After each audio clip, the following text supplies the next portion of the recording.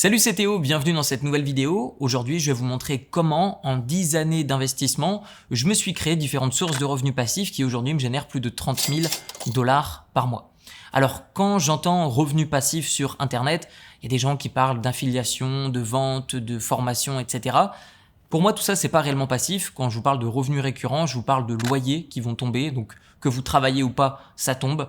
Je vais vous parler de dividendes que je reçois issus d'investissements en bourse. Et encore une fois, que je regarde ou que je regarde pas, ces revenus tombent tous les mois. J'ai strictement rien à faire. J'ai pas un email à envoyer. Comment je me suis créé ces sources de revenus? Le but de cette vidéo, c'est de vous montrer comment est-ce que j'ai fait au travers de ces 10 années d'expérience. J'ai commis énormément d'erreurs, j'aimerais vous les partager pour que justement vous gagniez du temps et évidemment éviter de perdre également de l'argent. Je vais vous donner également tous les conseils que j'aurais aimé recevoir avant que j'investisse mon premier euro, et à la fin de cette vidéo, je vais vous partager mes différents investissements pour que vous puissiez avoir une idée de est-ce que ce type d'investissement vous correspond. Déjà, quelques conseils avant même d'investir votre premier euro. Vous devez changer votre état d'esprit et de le passer du mode « Ok, je cherche à générer uniquement des revenus avec mes investissements, mais au début, j'ai pas beaucoup de capital, donc je dois prendre beaucoup de risques. » Oubliez ça, désapprenez ça et je vous invite à switcher votre état d'esprit en mode « Je suis un investisseur gagnant, prudent ». Plus vous êtes prudent sur vos investissements, plus vous allez gagner sur le long terme. Donc avant toute chose, pensez toujours à est-ce que mon capital, est-ce que mon patrimoine est au maximum sécurisé de cette manière? Si la réponse est oui, dans un second temps, posez-vous la question, quel est le rendement qu'il peut m'offrir comparément au risque de diminution de la valuation, de la valeur du capital. Deuxième conseil avant d'investir votre premier euro, c'est est-ce que vous allez bien dormir la nuit? Il existe de super investissements qui pourront certainement vous rapporter énormément avec peu de risques, mais est-ce que vous allez bien dormir la nuit? Je vous donne l'exemple des crypto-monnaies qui pour moi à l'avenir, je pense que dans 5, 10, 15, 20 ans, pourquoi pas, je pense que ça va apporter beaucoup de choses, mais aujourd'hui, est-ce que vous allez être à l'aise à avoir une certaine allocation, une certaine part de votre patrimoine dans les crypto-monnaies? Et si oui, à quelle hauteur? Et est-ce que ça ne va pas vous empêcher de dormir? Donc pensez bien à tout ça. Il y a beaucoup de personnes qui se créent des investissements dans le but de sécuriser leur avenir, mais ils endorment mal la nuit. J'investis pour mieux dormir la nuit et je n'investis pas dans le but de me créer un meilleur avenir au coût de mon sommeil. Troisième conseil avant d'investir votre premier euro, c'est est-ce que vous pouvez commencer à petite échelle? Beaucoup de personnes n'investissent pas et pensent qu'il faut devenir riche pour investir. En réalité, on devient riche parce qu'on a investi il y a de ça un petit moment. Et les plus grands investisseurs que je connais à titre personnel, sont des investisseurs qui ont commencé un petit peu à la fois. Ils ont mis au départ 1 000 €, 2 000 €. Après, ils ont mis 10 000 €. Après, leurs premiers 1 000 € sont devenus 3 000 €. Et leur capital est venu augmenter avec le temps. Ils ont sécurisé leurs capitaux et ils sont venus ajouter dans différentes classes d'actifs qui sont décorrélées les unes des autres. C'est ce qui fait que sur le long terme, ils ont pu investir des montants qui, tout comme moi aujourd'hui, je me dirais jamais je dois réinvestir tout ce montant d'argent en une seule fois. Psychologiquement, ce serait trop dur. Mais par contre, investir un petit peu tous les mois, sur le long terme, l'effet cumulé fait que ça représente de gros montants. Quatrième conseil avant d'investir votre premier euro, c'est une question que vous devez vous poser. Est-ce que vous seriez à l'aise à l'idée d'avoir de l'argent immobilisé dans cette classe d'actifs pendant 10 années consécutives? Est-ce que ça vous mettrait dans une situation qui est délicate? Est-ce que vous seriez inquiet? Est-ce que ça vous saoulerait? Est-ce que vous préférez avoir votre argent qui est liquide? Et ces questions, vous seul en avez la réponse. C'est pour ça qu'il n'y a pas de meilleure classe d'actifs. Je vous donne un exemple. Moi, j'ai de l'immobilier, de la bourse et d'autres classes d'actifs qui sont différentes et chacun a ses avantages et ses inconvénients. Je vous donne l'exemple de la liquidité. En bourse, ce qui est génial, c'est que si j'ai besoin d'argent, je vends une position, je récupère mon capital et je dépense comme je veux. À l'inverse, l'immobilier, ça prend un peu plus de temps et je dois liquider l'intégralité de mon investissement si je souhaite récupérer des liquidités. Le cinquième conseil avant d'investir votre premier euro que vous devez vous poser, c'est combien de temps ça va vous demander de gérer cet investissement. Je vous donne l'exemple d'investissements qui ne sont pas réellement passifs, comme la location courte durée dans l'immobilier, l'investissement dans des bateaux qui vont être sur un port, qui vont permettre de faire des excursions, par exemple ce qui s'appelle des expériences sur Airbnb, etc. C'est d'énormes retours sur investissement. Par contre, le temps de gestion et l'inquiétude qui va être associée avec peut-être une méconnaissance de ce type d'investissement va faire que vous allez être un petit peu inquiet. De ce fait, il existe plein d'investissements, mais c'est à vous de vous poser les bonnes questions, notamment est-ce que ça va vous prendre du temps et si oui, combien de temps ça va vous prendre? Je vous donne l'exemple de l'investissement immobilier locatif long terme qui me prend un peu de temps au début, mais après ça me prend, je dirais une journée par an.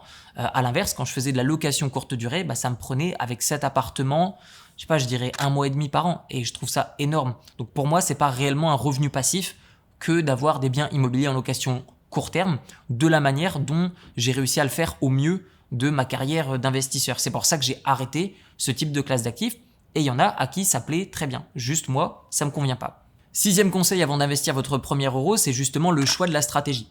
Généralement, quand des gens me parlent d'investissement en bourse, j'entends rapidement « Ah, c'est risqué ».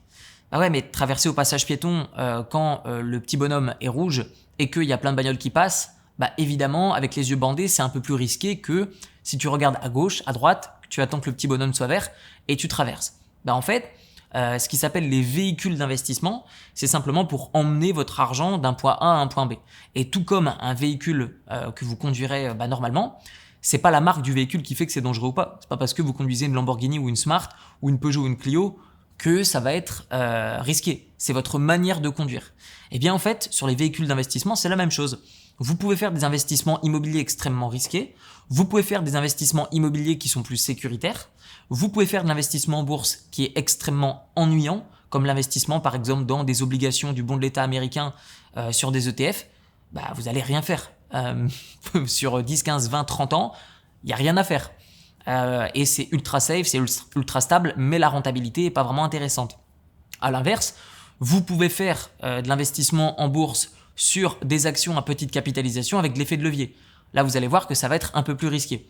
Mais en fait, il faut vraiment connaître les différentes stratégies dans différentes classes d'actifs qui vous permettront d'avoir un œil, je dirais, et puis un avis plus aguerri sur est-ce que cette classe d'actifs vous convient et si oui, de quelle manière. Et enfin, 7e question que vous devez vous poser avant d'investir votre premier euro, ça va être comment diminuer les frais et l'imposition.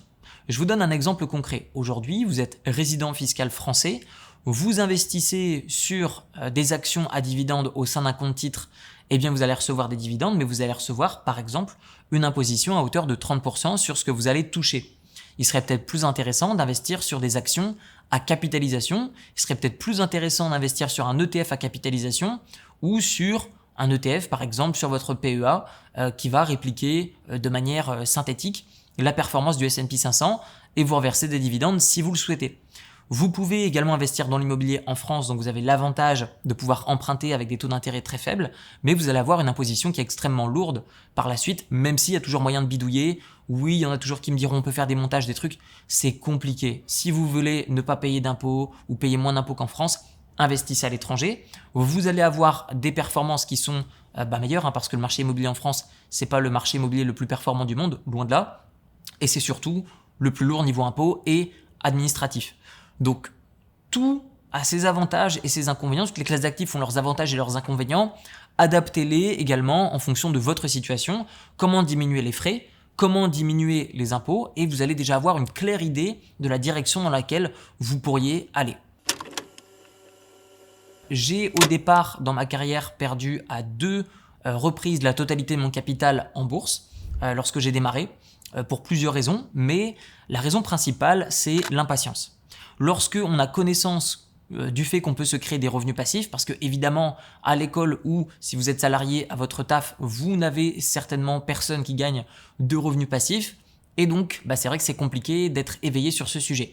Lorsque vous trouvez des vidéos, évidemment votre première réaction c'est « Ah c'est gros menteur, ah c'est pas possible ».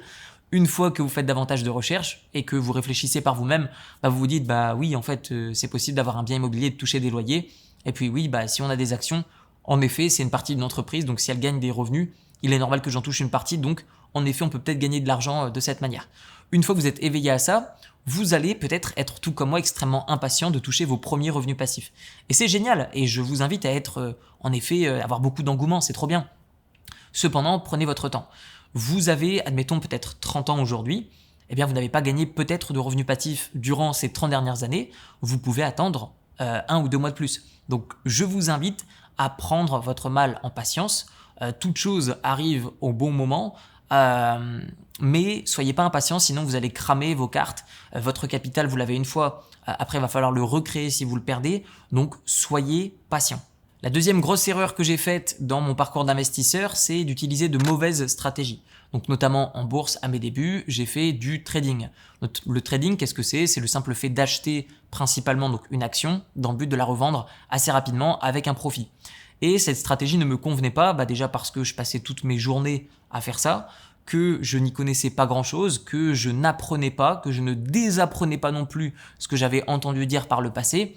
Et donc, pas de connaissances ou peu de connaissances, suivi d'une mauvaise stratégie, avec beaucoup de temps de gestion. C'était pas du tout un investissement, c'était un nouveau métier, ça ne me convenait pas et donc j'ai fait que perdre du capital sur ce type de stratégie. Donc vraiment réfléchissez bien à ce qui engage à choisir une stratégie. Vous souhaitez faire de la location immobilière courte durée, prenez en compte ce que ça engage. Vous souhaitez faire du trading, oui c'est super de voir les gens sur des yachts, sur des jets avec beaucoup d'argent et des belles montres sur Instagram qui font du trading, mais qu'est-ce que ça engage derrière? Ça engage de passer du temps, ça engage aussi de perdre de l'argent à ses débuts, ça engage de se former et donc vous devez accepter toutes ces étapes si vous souhaitez aller dans cette direction. Mais comprenez bien ce que ça engage à chaque fois de choisir une classe d'actifs et une stratégie qui semble être la plus vendeuse sur les réseaux. Ma troisième erreur, ça a été sur l'investissement immobilier. J'ai investi dans des trop petits biens par rapport à mon patrimoine. Je vais vous donner un exemple concret. Lorsque je représentais plus ou moins 1 million d'euros de patrimoine, j'avais 7 appartements. Ces appartements valaient en moyenne entre 100 et 200 000 euros chacun. Et déjà, j'avais une stratégie qui était trop focalisée sur l'investissement immobilier. Tout était en location courte durée. Et avec le temps, quand je suis venu grossir mon patrimoine, je me rendais compte que mes investissements, en fait, je m'en foutais parce que c'était trop petit, parce que ça prenait trop de temps, parce que c'était trop énergivore, chronophage. Et donc, tout ça a fait que j'ai liquidé mes biens immobiliers pour un prix qui n'était pas vraiment intéressant parce que mon but, c'était simplement de repositionner ce capital ailleurs et le plus rapidement possible parce que c'était un poids mental que d'avoir de petits investissements partout à droite à gauche. Donc, je vous invite à toujours réfléchir à « Ok, c'est bien de diversifier, mais ayez quand même des investissements qui sont assez gros pour quand même un minimum vous en soucier et pouvoir prendre la main si jamais il y a besoin. » Et enfin, ma quatrième erreur, et ça c'était une erreur qui est venue bien après, c'est le fait d'avoir trop négligé l'aspect émotionnel. Je vois plein de personnes sur YouTube, sur Instagram, etc. qui parlent d'investissement ou qui investissent depuis des années et des années et des années et qui ne prennent pas en compte l'aspect émotionnel. Donc typiquement, toutes les personnes qui disent « Ah oui, mais il faut investir sur des entreprises qui vont capitaliser et ne pas recevoir de dividendes parce que machin, parce que truc. » Ou alors, il faut investir à fond dans les crypto-monnaies parce que c'est l'avenir. Prenez aussi en compte l'aspect psychologique, l'aspect émotionnel. C'est extrêmement important parce que c'est ce qui va vous permettre de continuer d'investir. Si vous utilisez la meilleure stratégie qui n'utilise aucune plateforme, qui ne paye aucun frais, qui ne paye aucun impôt, c'est trop bien. Mais si psychologiquement ça vous use et ça vous dérouille par exemple sur votre sommeil, sur votre humeur, sur le fait que perpétuellement vous vous demandez est-ce que je fais la bonne chose, est-ce que je vais dans la bonne direction, tout le monde fait des choses différentes et vous n'avez personne qui utilise votre stratégie. Effectivement, c'est pas facile de se rassurer et rester investi sur le long terme. Donc vraiment prenez en compte l'aspect émotionnel et réfléchissez par rapport à vos propres émotions, pas simplement à ce que les chiffres peuvent dire parce que sur le long terme, ça va être vos émotions qui vont déterminer si vous gardez un investissement ou si vous le stoppez. Dans mes investissements, j'inclus mon patrimoine, donc des investissements qui sont plus patrimoniaux, qui vont plus protéger mon capital que générer des revenus récurrents. Je vous donne l'exemple de ma résidence principale qui en soi, un débutant qui a par exemple que assez d'argent pour acheter sa résidence principale, c'est pas, je pense, le meilleur choix. Ce sera préférable d'investir dans d'autres classes d'actifs pour générer du rendement et louer sa résidence principale. À l'inverse, moi je suis arrivé à un stade où j'ai pas besoin de générer plus de revenus récurrents tous les mois parce que ça couvre déjà largement mon style de vie et que par-dessus le marché, j'ai acheté ma résidence principale. Donc, votre résidence principale ne doit pas être forcément achetée comme premier investissement. Au contraire, c'est plutôt la dernière chose que vous devriez acquérir. C'est vraiment la cerise sur le gâteau. Mon deuxième investissement, c'est l'immobilier locatif de luxe en long terme. Ça m'intéresse pas de faire des biens immobiliers en mode cage à poules, location court terme, parce que le type de personnes que vous allez attirer dans ces biens immobiliers, c'est pas le type de personnes que je veux recevoir chez moi. Donc maintenant, je crée des investissements qui à la base sont faits pour moi dans l'immobilier et je trouve des locataires qui sont fortunés et donc évidemment il n'y a aucun problème en fait. Dès l'instant où vous avez des gens qui sont bien dans vos biens immobiliers, il n'y a pas de secret, il n'y a pas de pépin, surtout si c'est des locations long terme. Pourquoi est-ce que j'investis dans l'immobilier de luxe? Pour la simple et bonne raison que c'est un marché ici en Thaïlande, à Bangkok, sur lequel il y a très peu d'offres et beaucoup de demandes. C'est ce qui fait que ces biens immobiliers s'arrachent. Si vous investissez en France, les biens immobiliers de luxe ne sont pas réellement demandés, pour la simple et bonne raison qu'il y a de moins en moins de gens qui ont de l'argent qui viennent louer en long terme dans ce type de capital. Je vous invite, si vous souhaitez investir dans l'immobilier de luxe, à investir plutôt, par exemple, à Dubaï, dans certains pays asiatiques. Regardez tout simplement où vont les millionnaires, où est-ce qu'ils se dirigent, où est-ce qu'ils se barrent. Ça vous permettra de vous donner une idée sur où le marché immobilier de luxe se porte bien. Donc personnellement, j'investis donc dans des propriétés ici à Bangkok. J'ai un bien qui était anciennement ma résidence principale qui vaut plus ou moins 2 millions de dollars et j'ai 2 biens ici dans le building dans lequel je suis qui vaut plus ou moins 1 100 000 dollars chacun. Et donc, je vis dans l'un des deux. L'autre, je l'ai mis en location. Et le précédent, il est sur le point d'être vendu. Et donc, je vais racheter un autre bien après. Cette stratégie, je vais la réfléchir de la manière suivante. J'évite le maximum de frais en faisant beaucoup d'opérations tous les ans. Donc, c'est pour ça que je le mets en location également entre-temps, où je trouve des locataires moi-même, donc qui sont principalement mon cercle d'amis. Et je vais éviter de l'impôt en revendant après une certaine période, ce qui me permet de diminuer énormément mon impôt, voire même ne pas du tout en payer. Mon troisième investissement, c'est l'investissement en bourse. Donc j'ai investi une grande partie de mon patrimoine, j'ai à peu près 40% de mon patrimoine en bourse, principalement sur le marché américain, où je vais avoir 50% de mon portefeuille en bourse sur des ETF et je vais avoir 50% sur des actions à dividendes. Et donc tout ça, ça va me payer tout simplement des dividendes qui vont couvrir mon style de vie. Donc ça, plus les loyers, je suis déjà à plus ou moins 20-25 000 dollars par mois de dividendes. Et donc j'utilise ces revenus et donc le reste, tout ce qui est la plus-value, je le réinjecte tout simplement dans d'autres classes d'actifs ou soit je rachète d'autres biens immobiliers ou d'autres actions en fonction de l'état du marché. Mon quatrième investissement, c'est dans des parts d'entreprises qui sont non cotées. Je vous donne un exemple. Récemment, j'ai fait l'acquisition d'un site internet qui génère beaucoup de revenus. J'ai racheté 50%. Pourquoi que 50%? Parce que les autres 50%, je voulais laisser à l'ancien propriétaire pour qu'il continue de développer le projet. Et pour ma part, je vais toucher 50% des revenus. Pourquoi je fais ça? Pourquoi dans des sites internet? Parce que pour moi, les sites internet, c'est ce qui rapporte le plus avec le moins de gestion possible et le moins de frais possible. Et c'est un domaine dans lequel j'ai travaillé pendant des années et des années, donc je le maîtrise.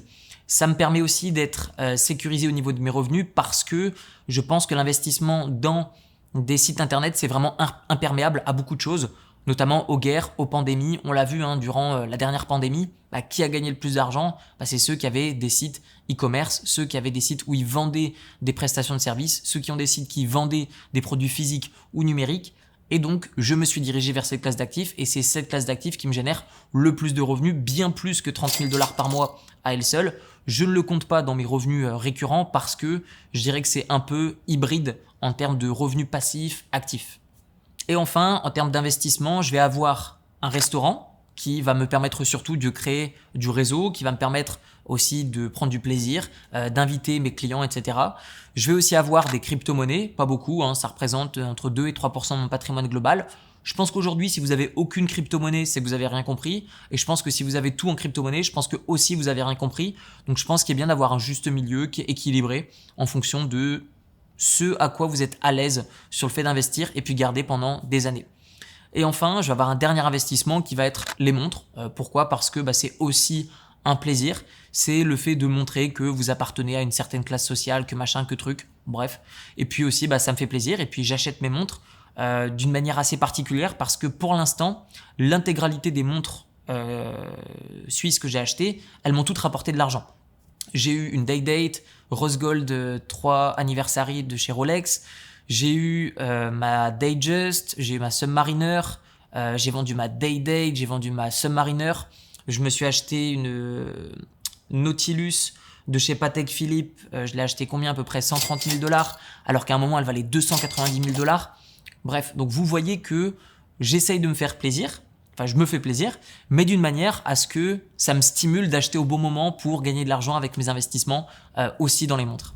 Conclusion de cette longue vidéo, c'est que il n'y a pas un seul investissement qui vous correspondra, il y en a peut-être plusieurs pour leurs avantages et leurs inconvénients qui ensemble font que vous allez pouvoir vous créer des revenus récurrents qui vont tomber tous les mois. Si vous souhaitez copier mes investissements en bourse, je vous mets dans la description de la vidéo mon portefeuille à dividendes où je vous montre les meilleurs ETF, les meilleures actions sur lesquelles vous pouvez investir au sein d'un compte titre ou au sein d'un PEA. Tout ça, c'est dans la description. Je vous dis à très bientôt. Prenez soin de vous. Ciao, ciao.